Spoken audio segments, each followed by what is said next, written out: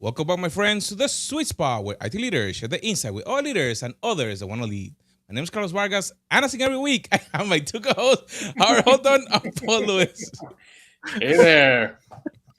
Carlos, there's very little I could do to get you to break on the intro, but that's the second time I've done that, and both times you start laughing. I actually thought for a second you just closed your eyes when you saw me doing it. No, like I'm like, wait, what is he doing? I'm like,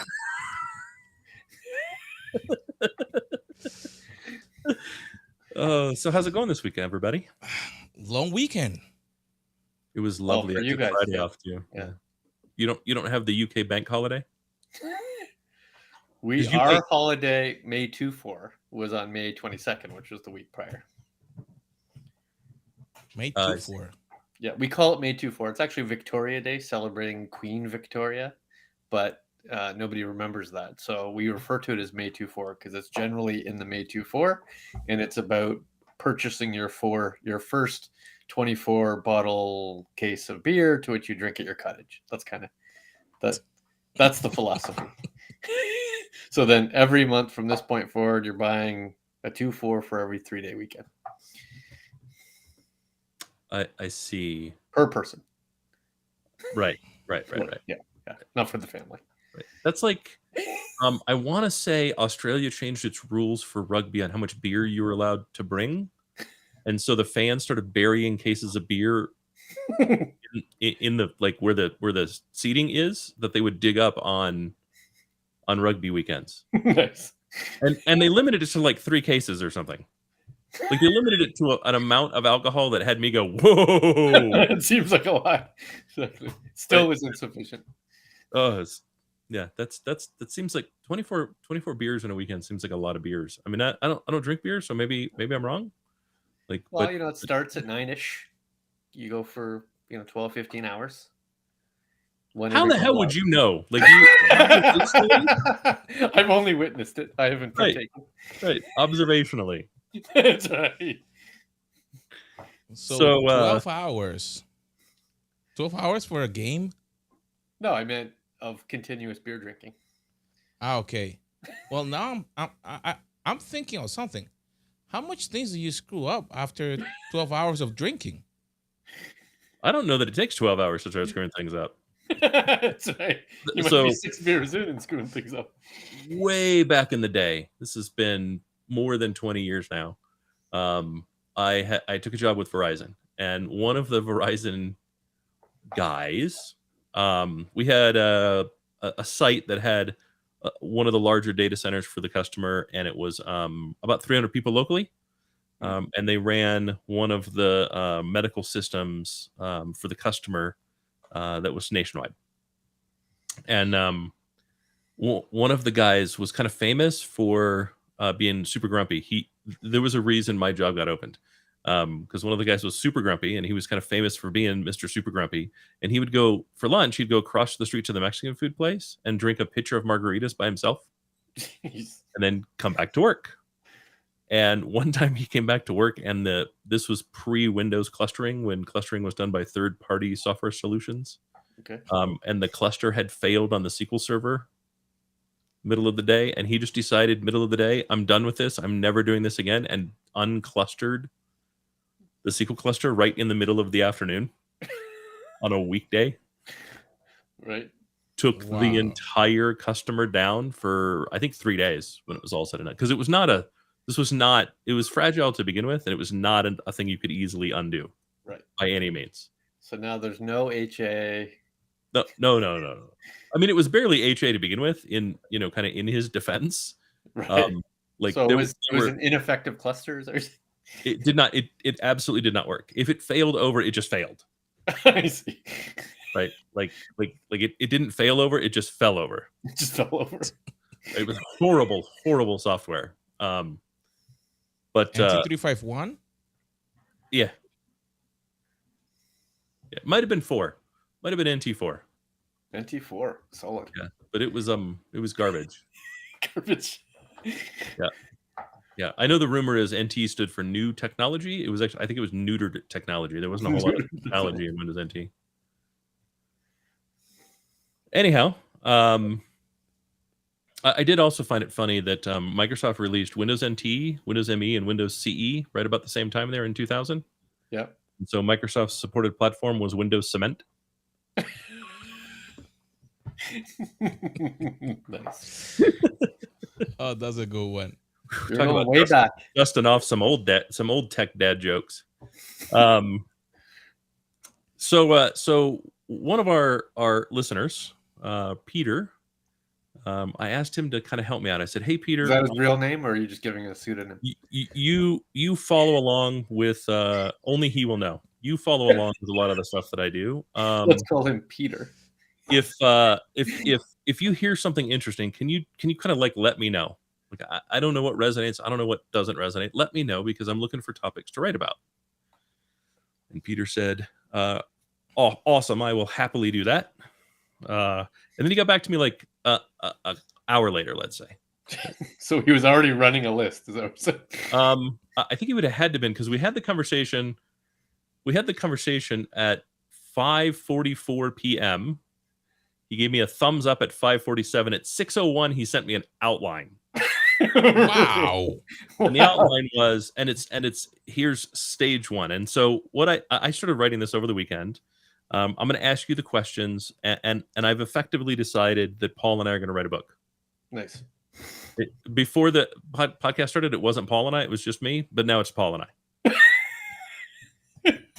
Right? Based entirely on my Peter joke. Not bad.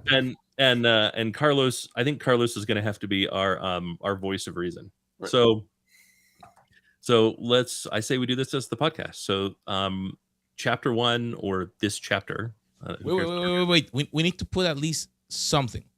And now we're gonna start chapter 1. How to negotiate with vendors. Oh, all right. All right. So you give me this wonderful outline. So step 1, everything is negotiable. Right. I don't agree that it's necessarily step 1, but I'm reading from his outline. So Okay. So everything is negotiable.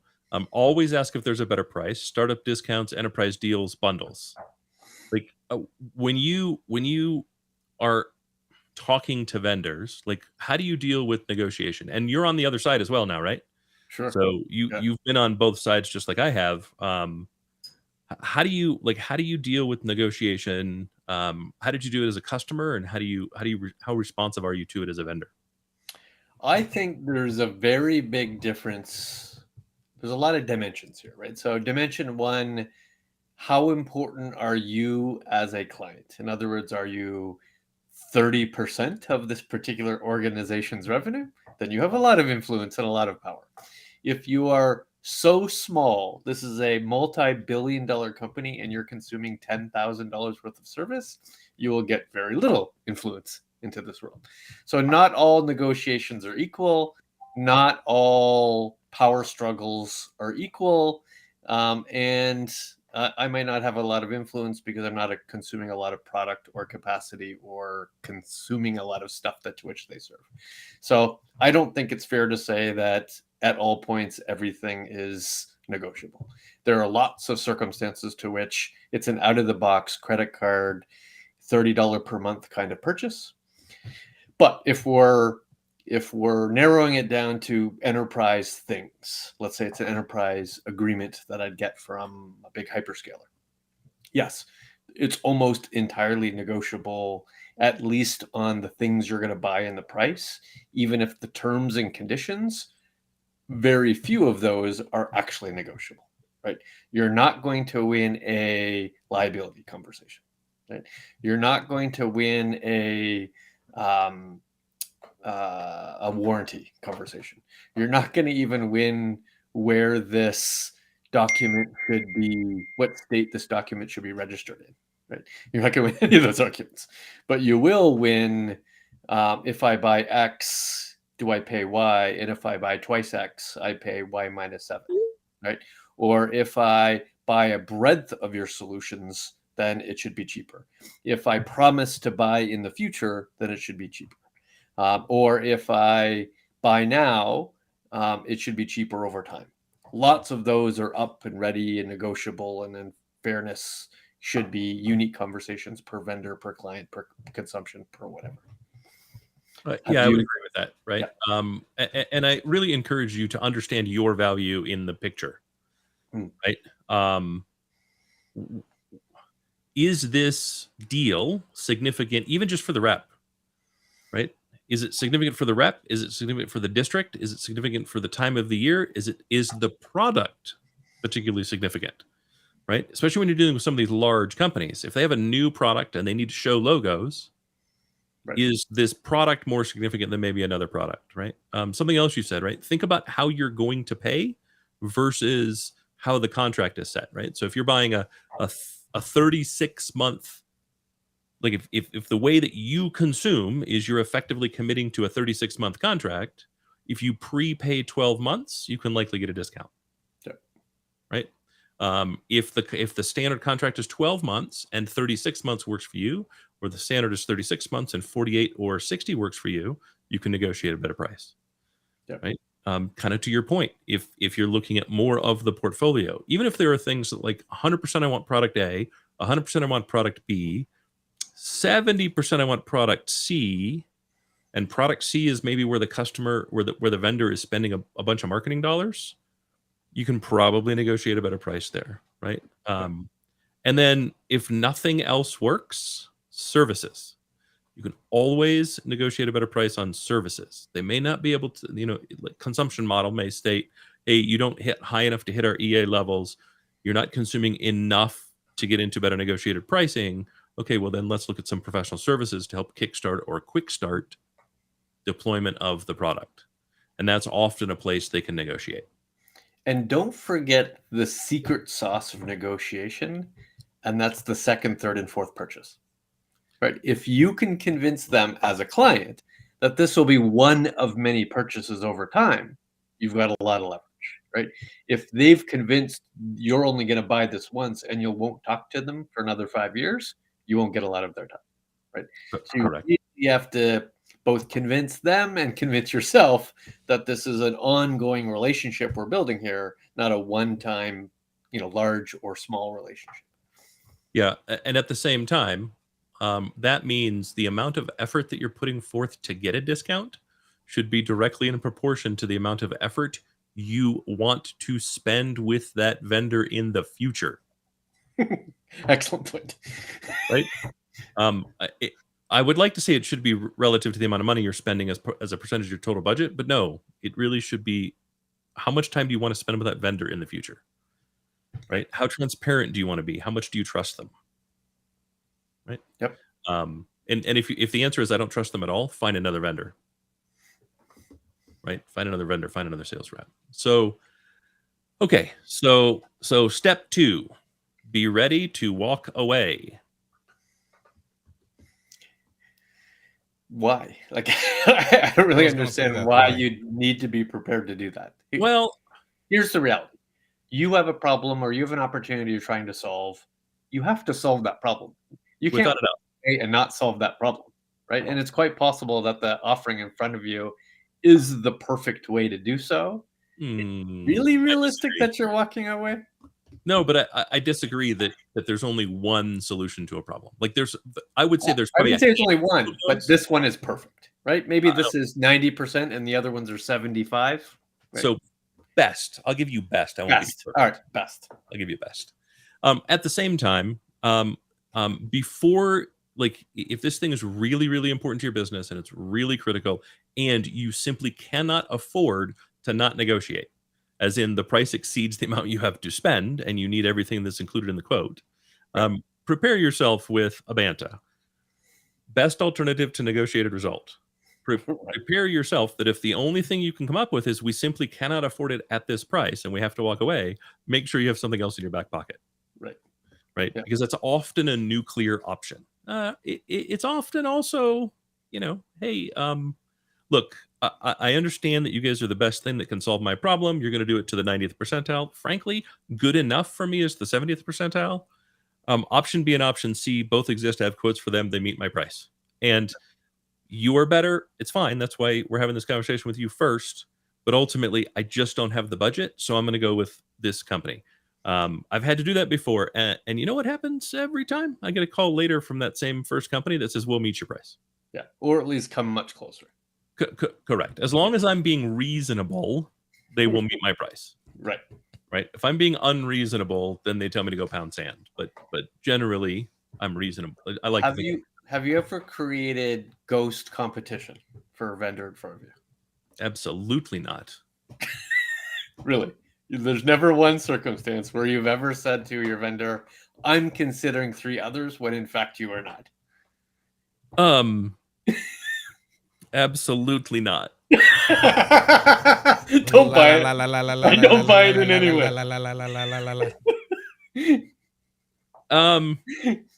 So I may have exaggerated the lengths that I've discussed the alternatives. In fairness, there are always alternatives. Like I can think of one case where there's no alternative. I can only consume Microsoft Windows from one place. Right. Fair Right. enough. That being said, there's multiple ways to consume a single license. So I do technically have alternatives Yeah, there. one could go through For the most partners or resellers or disties. For sure. Lots There's of channels to the different product. options, Yeah. right? How much do I want it to hurt in man time, human effort time, Right. versus how easy do I want this to consume and to continue to consume every year, right? But there are very few things where I truly have no alternatives. Now I think it's fair to say that product and services differ substantially in that perspective. I think Sure. products is more obvious, right? There's a product that does something and there's obvious sets of competitors that deliver that kind of set of functionality, where services are ambiguous at best, right? There are potentially hundreds of organizations that deliver a service at least in like form as the service that you have in front of you, Maybe. which means the relationship becomes more important than the service description itself. But it's also nearly impossible to truly know the quality of the service before it's delivered. Right.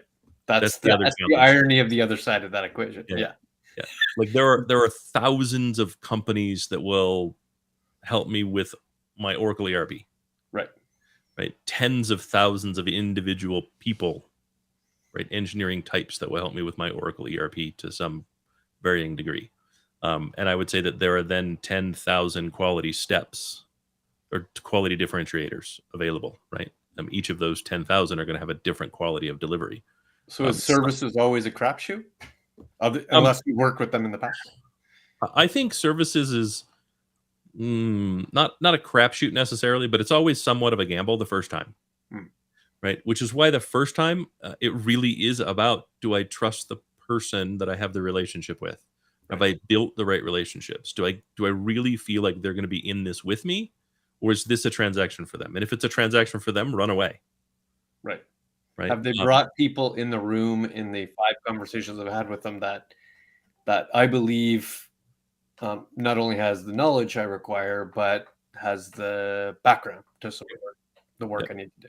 Yeah. And I would say this is where right sizing is extremely important in your selection. Right. When it comes to product, I may or may not be strategic to the vendor, and I may or may not have any choice. Right? If I'm buying from Dell, Cisco, IBM, right, companies that are $70 to $700 billion organizations, if my total annual revenue is 25 million, I'm not going to be strategic to them. Right. Not within the transaction, right? But I also may not have a choice. Right? I may need a product. Again, we'll go back to Windows. Like I may need to transact with Microsoft because Microsoft offers the product that I need. There is no real alternative to Windows, right? Just as an example, pick an example that works for you. I'm sure everyone can come up with one, right? But if you're 25 million, you're not buying from any storage vendor that you're strategic to. You're strategic to 0 hyperscalers. Yeah. Right.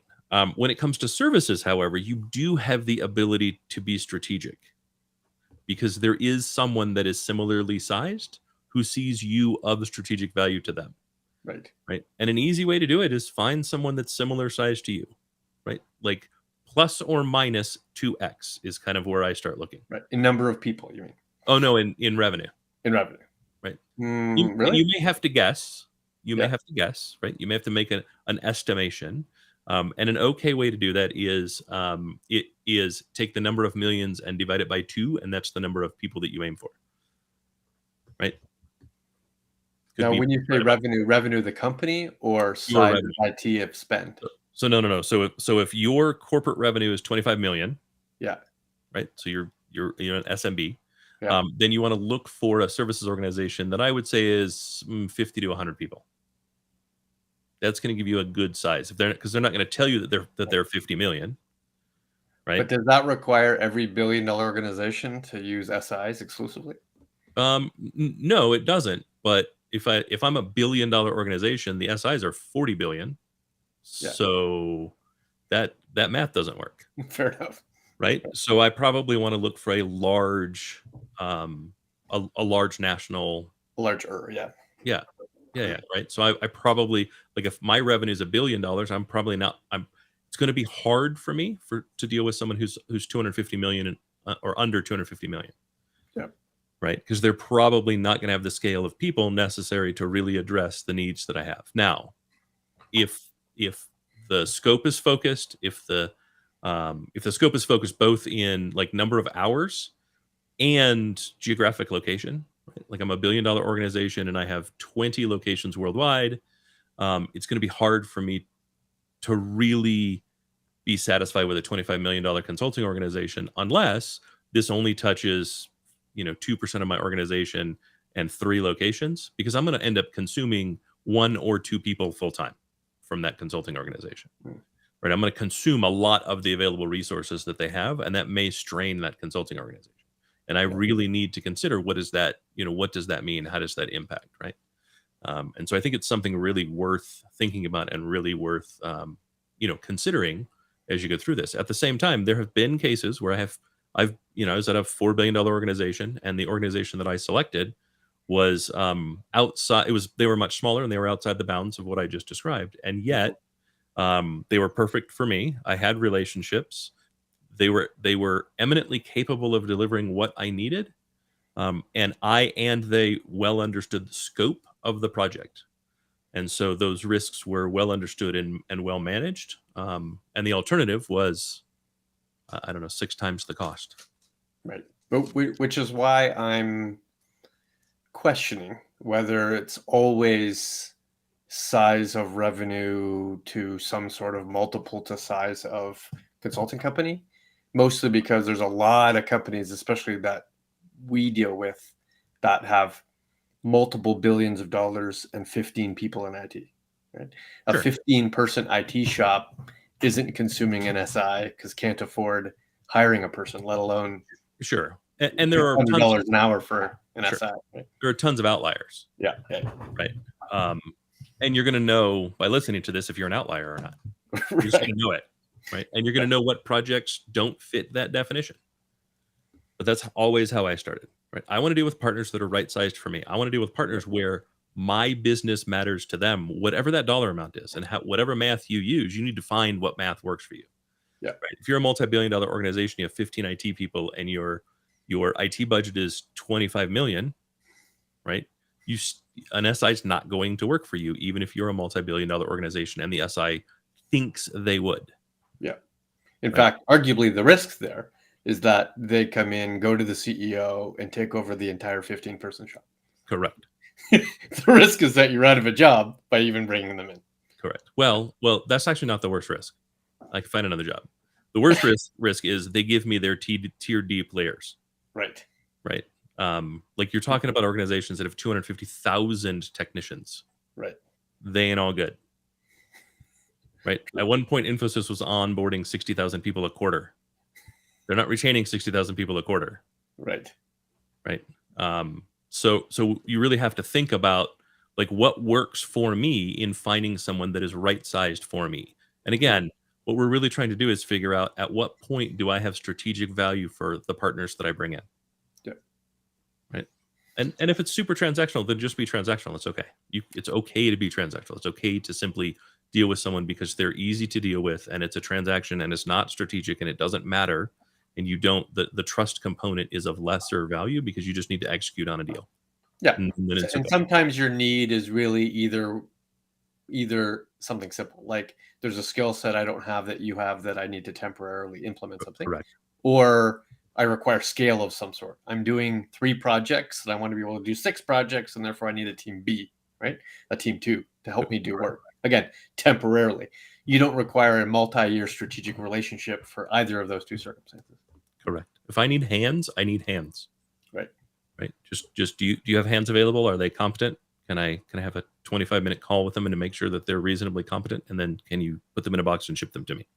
Which begs the question, what percentage of the time would you go a long-term strategic service relationship with versus a shorter term, quarter by quarter,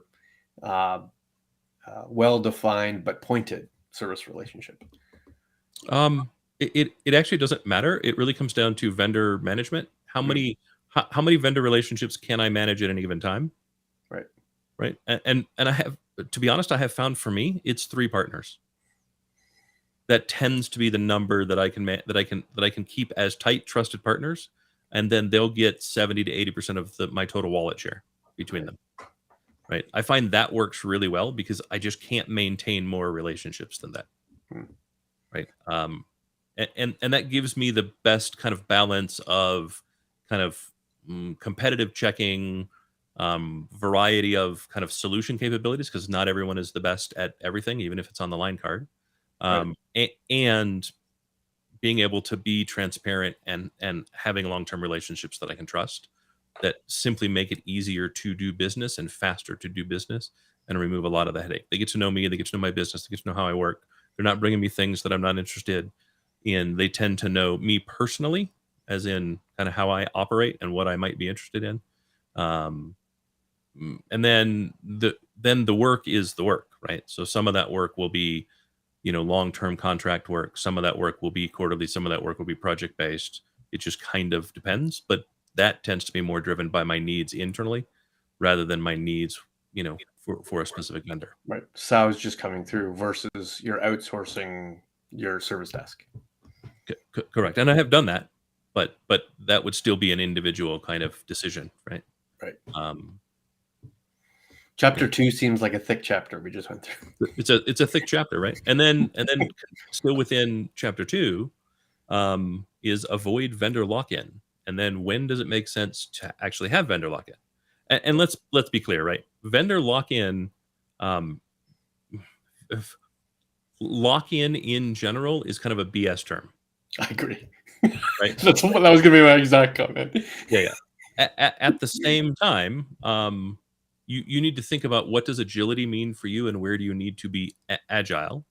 And will the decision you're about to make remove you from restrict your agility in a way you do not wish it to be restricted? That should be what avoiding vendor lock-in is.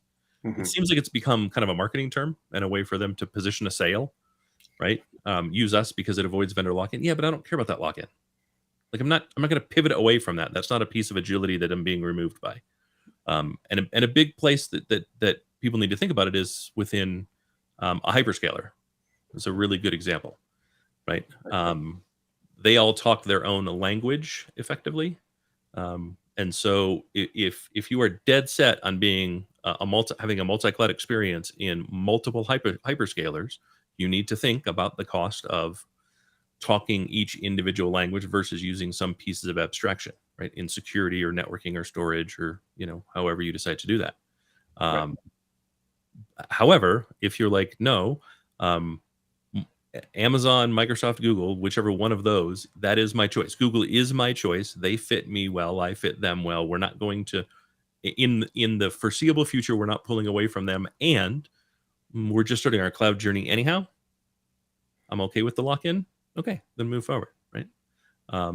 But do consider, if you make this additional purchase with this vendor, right, and you have that much, they have that much more wallet share. What are the risks of doing so? And vendor lock-in can be a risk. It must be a consideration. So I buy that IP lock-in should be avoided. And by that, I mean things like, I'm going to use this software and I have no access to the data outside of the software that I have available to me. That's a problem. I would consider if that design makes sense. Or I've had to build customizations, or I've had to implement business rules or workflow that is unique to my organization. And if that's not exportable into some other tool, then yes, maybe I need to make a different decision. Cloud, however, would not fall in that category.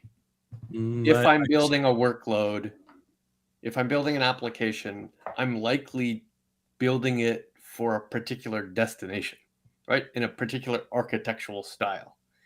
And yes, I'm going to deploy it somewhere. And do I want to spend the money to ensure that it's portable to somewhere else in the event that some other executives comes in and wants to move from Azure to AWS? Seems like a poor use of money. No, but if I know for sure from day one, this application is going to start in Amazon, and then I'm also going to deploy to Azure, because Amazon and Azure both have the odd outage that seems to happen twice a year.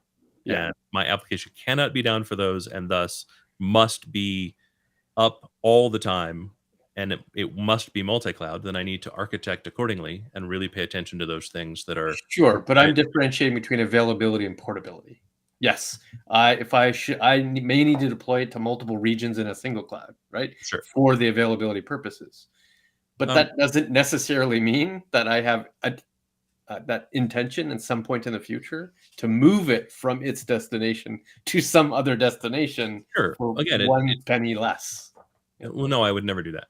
Yeah, I would never for 1 second do that. I think moving for cost is an asinine reason to move, unless the cost is extremely significant, and that will never happen in the hyperscalers.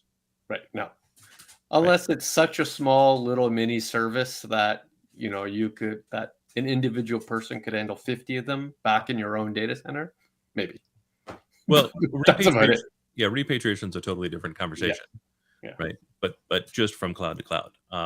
However, there are cases where, especially when you're sitting on kind of the bleeding edge, right? For quite a while, translation services were wildly different from cloud to cloud.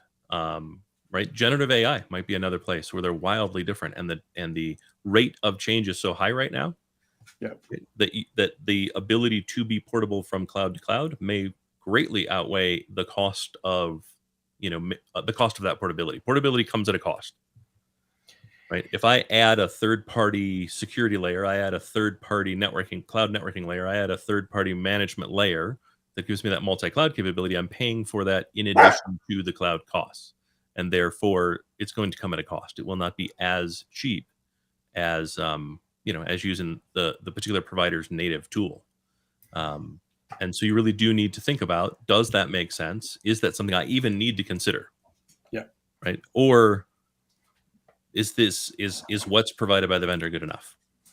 So summary wise, you don't buy into the always ensure that you have no vendor lock-in. No, of course not. That's insane. Yeah. like everything else on here, right? What I really buy into is think about it before you make the decision. Sure. And decide and weigh the value versus the risk, or the cost versus the risk. And know that this is true. Correct. I agree. Yeah. Correct. That's really all I'm saying going through all of this, right? You need to think about these things, but it may not change your decision. You just may need to think about it and go, yeah, I'm okay with that. That's fine. But you can't have a non-functional requirement for every workload to say thou shalt ensure it's portable to somewhere else in the future at some point. Correct. That would be asinine. Even if it's $8 million to make that true. I am certain that there are CIOs and CTOs that have made that decision.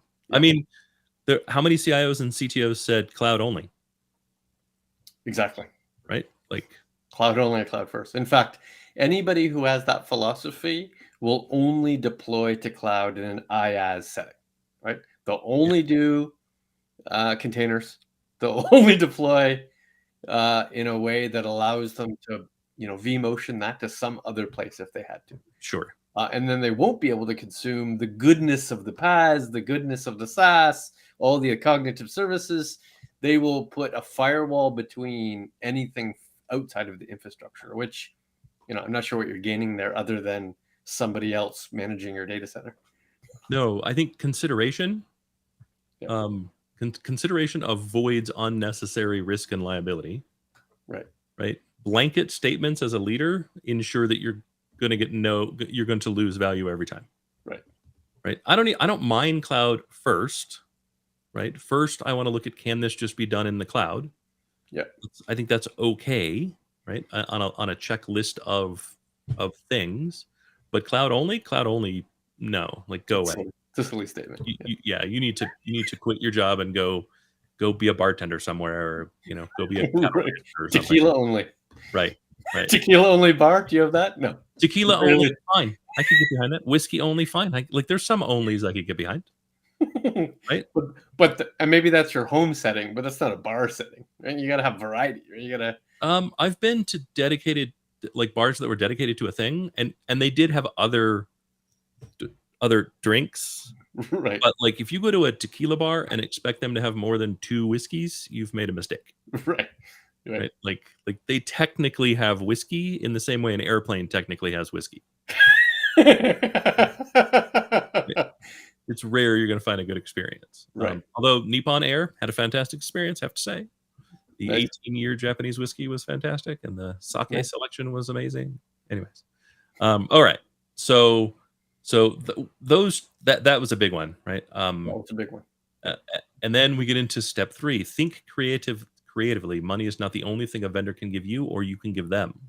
Yeah, 100% true. And this is my favorite one because working at small companies, I leverage this like a madman. Right.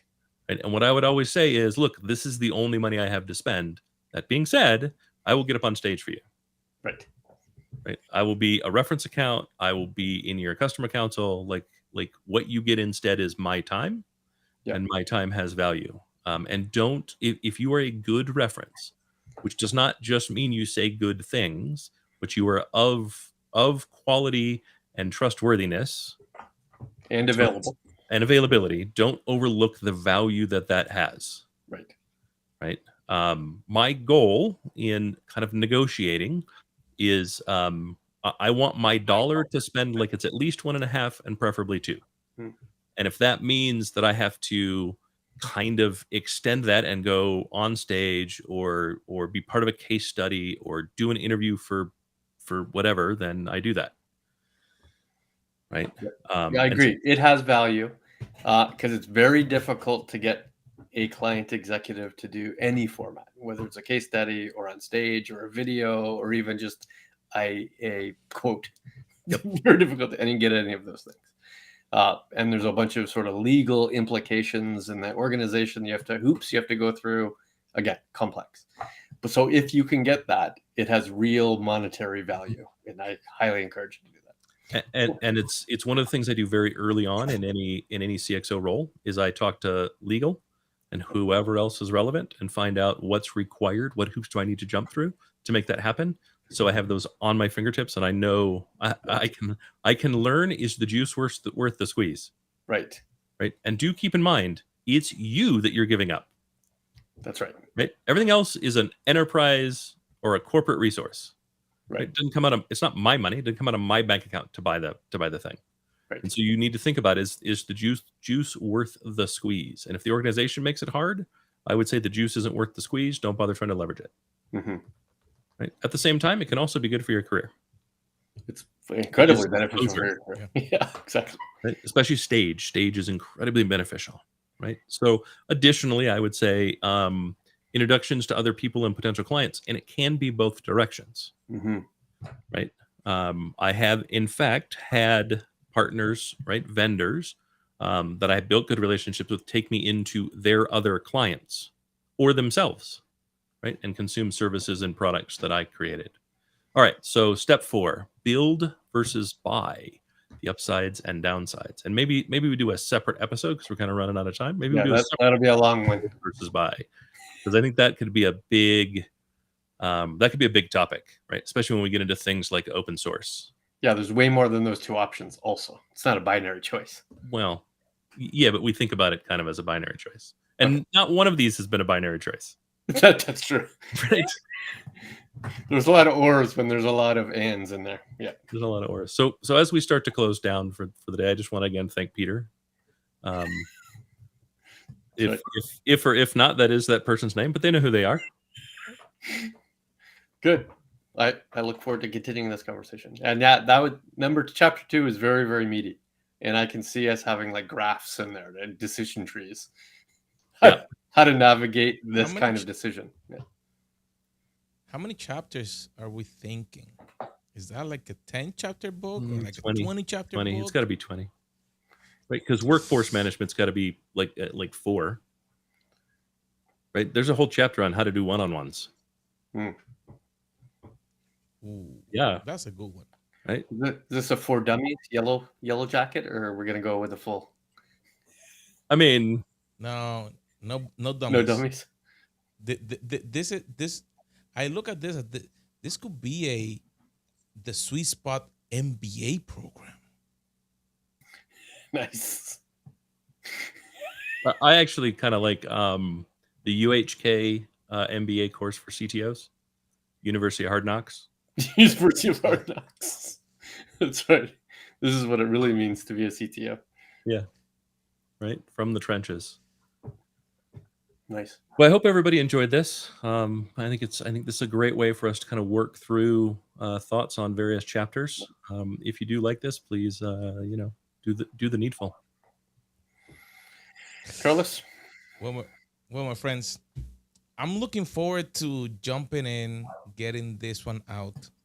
And make sure that you subscribe to our list, because if you're on our list, you may be getting something from the book before everybody else will get it.